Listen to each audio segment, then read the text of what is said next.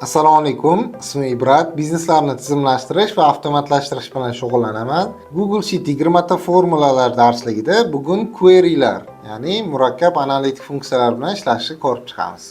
Demak, dinamik hisoblash formulalari, query, array formula, sortlarni ko'rib chiqamiz bugun. Bular juda ham ko'p ma'lumotlar o'sha bo'lgan vaqtida murakkab demak o'zimiz xohlagandek ma'lumotlar ustida ishlashimizga yordam beradi. Birinchisi query ni ko'ramiz. Query bu o'zi SQL database tushunchasi bor, ya'ni databazadan olingan tushuncha. Query ya'ni ma'lumotlar bazasiga zapros berib, demak qanaqadir so'rov olish. Faqat zaprosimiz juda ham murakkab bo'lishi mumkin. So'rovimiz o'shaning uchun demak foydalanadi. Google Sheet ham xuddi SQL database ga o'xshagancha, ma'lumotlar bazasiga o'xshagancha, demak query ni biz ishlata olamiz. Ya'ni Google Sheet bizga shu imkoniyatni bergan. Bu joyda mana o'sha xodimlarni ko'rsatib berganman. Har bitta xodim qaysidan qancha sotganini, masalan, Ali masalan telefondan $500 ga sotgan. Demak, bu joyda biz ko'rishimiz mumkin array formula ishlashini, query'lar ishlashini. Demak, birinchisi query dan boshlaymiz. Query da demak mana diapazon belgilaganman. B11 bilan demak i15 katagini belgilaganman va yozyapman select d ustunda, mana d ustunda fonga teng bo'lganini qaytar deb, mana fonga teng bo'lganini qaytaryapman va bizda demak o'sha ma'lumotlarni qaytarib beradi fonga teng bo'lganini. Bu xuddi filtrga o'xshab ishlaydi, lekin juda ham ko'p biz bu yerga murakkab logikalarni yozishimiz mumkin bo'ladi. Xo'p, keyingi holatda yozib ko'rsatyapman. Demak, o'sha diapazonda, mana shu diapazon oralig'ida menga S, ya'ni S ustun va E ustundagi ma'lumotlarni qaytarishni so'rayapman.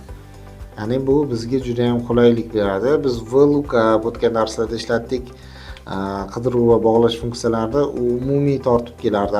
Bu joyda esa biz o'zimiz xohlagan ma'lumotlarni o'zimiz xohlagan filtrda demak ma'lumotlarni tortishimiz mumkin bo'ladi.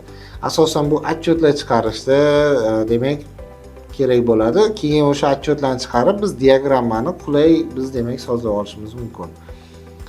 Xo'p, bu joyda mana sum select, ya'ni bu joyda o'sha ham qidiruv ham logikalar bilan demak sumda ishlatyapmiz. Sum funksiyasi bor. Biz buni o'tgan darslarda o'tgandek yig'indisini topish.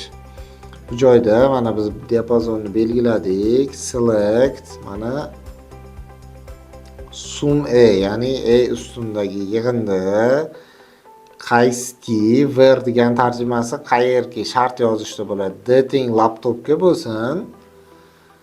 Mana D teng laptopga teng bo'lsin. 2 ta ekan demak. Mana 2300 demak общий bizda o'sha qiymat kelib chiqmoqda. Biz bu yerda hozir 5 ta jadval, to'g'ri, bu yerda 100 mingta, 200 mingta qator bo'ladigan bo'lsa, bu query funksiyamiz bizga juda zo'r yordam beradi.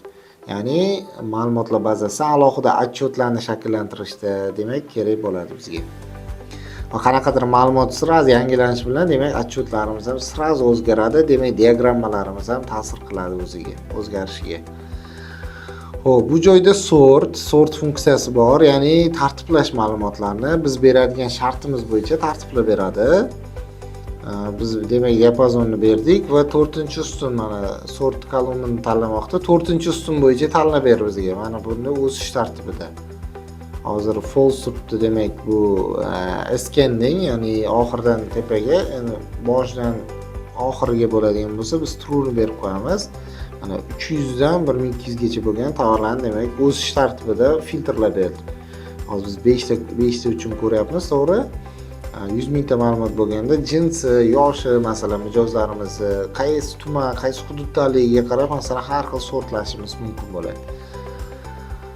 Bu joyda endi biz mana ham o'sha ma'lumotlarni olyapmiz, ham demak yig'indisini qancha sotilganini har bittasi bo'yicha demak yozyapmiz. Bu yerda murakkabroq funksiya. Umumiy bu darsda nima qilishini, qanaqa ishlashini ko'rsatib beraman. Har bittasini mukammalni endi keyingi darslarda ko'rib chiqamiz. Demak, top mahsulot laptop. Bu yerda shartimiz bo'yicha demak bizda o'sha mana gruppalayapti. Guruh D bo'yicha gruppalayapti, ya'ni har bittasini gruppalab demak bittasini olyapmiz biz. limit 1 qilyapmiz. Ikkita qiladigan bo'lsak, har ikkitasini olishimiz mumkin bo'ladi. Bu har bittasi o'sha 5 ta qiladigan bo'lsak, borlarni oladi. Ya'ni bu mana bu laptopdan nechta sotilgan deb chiqmoqda. Mana fondan qanchalik sotilgan. Ya'ni juda ko'p ma'lumot turlarida biz bu yerda o'sha sum ifdan ko'ra o'sha bu query bilan osonroq demak hisob-kitob qilishimiz mumkin ekan. Va отчетni ham bizga o'zimizga tushunarli holatda keltirishimiz mumkin bo'ladi. Demak, sum if ishlatish joyi bo'lar ekan, demak query'larni o'z joyida ishlatish kerak bo'lar ekan. Query'ni odatda biz juda katta o'sha ma'lumotlar bazasidan отчет chiqarish paytida demak foydalanishimiz mumkin. Bu joyda array formulani misol qilib ko'rsatganman. Bu array formula nima qilyapti? Siz jadvalning eng ustuniga, ya'ni eng tepasidagi birinchi ustuniga, ya'ni qatoriga ma'lumot yozasiz, bu barcha qatorlarga ta'sir qiladi. Hozir bu jadvalda mana bu yerda qiymatni o'zi ko'rib turgan bo'lsalaringiz, mana bu yerga array formula yozganman va 1 ga ko'paytir deganman. Demak, har bittasini ko'paytirib, demak funksiya ishlamoqda. Lekin ustiga olib borsak, hech qanaqa formula yo'q. Buni ustiga olib borsak, formula bor. Masalan, buni men 2 ga ko'paytirsam, mana 2 ga ko'paytirib beradi, lekin bu qatorlarga ta'sir qilmaydi. Bu boshida yoziladi, bo'ldi. Demak, array formulani shunaqa bizga plyuslari bor ekan. Yana bitta holatda mana biz shart berib ishlatyapmiz. Array formula agar mana bu ustun o'sha id bo'sh bo'ladigan bo'lsa, demak bo'sh qaytarsin, bo'sh bo'lmaydigan bo'lsa, demak aktiv yozuvni qaytarishni so'rayapmiz va mana shunaqa aktiv chiqarmoqda. Buni o'chiradigan bo'lsak, mana bo'sh bo'lib qoladi. E'tiboringiz uchun rahmat do'stlar. Google Sheet darsliklarini kuzatishda davom eting, sahifamga obuna bo'ling.